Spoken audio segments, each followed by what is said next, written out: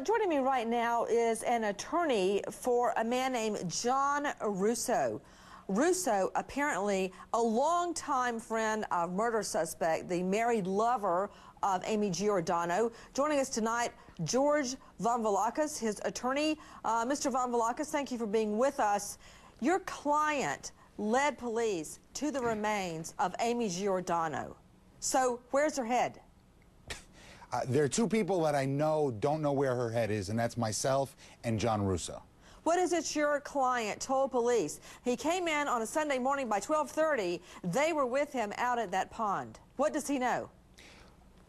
As I stated yesterday, Nancy, I know you want this information. I cannot give it to you. He did give them information that they used.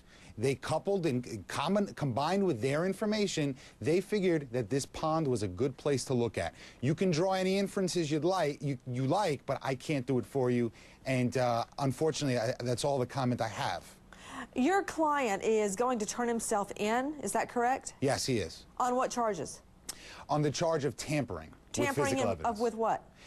All I know at this time is that the charge is tampering with physical evidence. I'm not a New Jersey practitioner. I have done some research on the crime, and I know that it's the lowest felony in the state of New Jersey and carries a maximum of 18 months. Hold on. You're going to have your client turn himself in, and you don't know what he's charged with? Tampering with evidence in what way?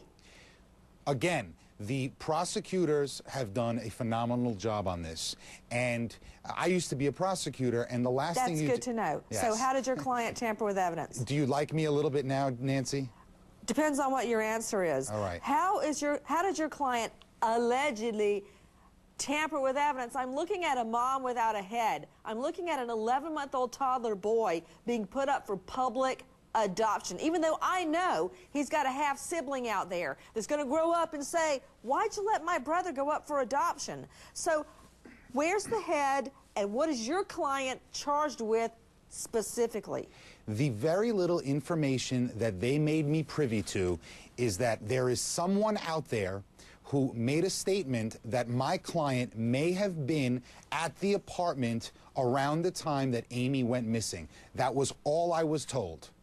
Now, I think that the prosecutor has been given some bad information, and I am confident, based on the information that I have in speaking to my client, in speaking to the prosecutors, and seeing some of the evidence, that those charges will be dismissed eventually.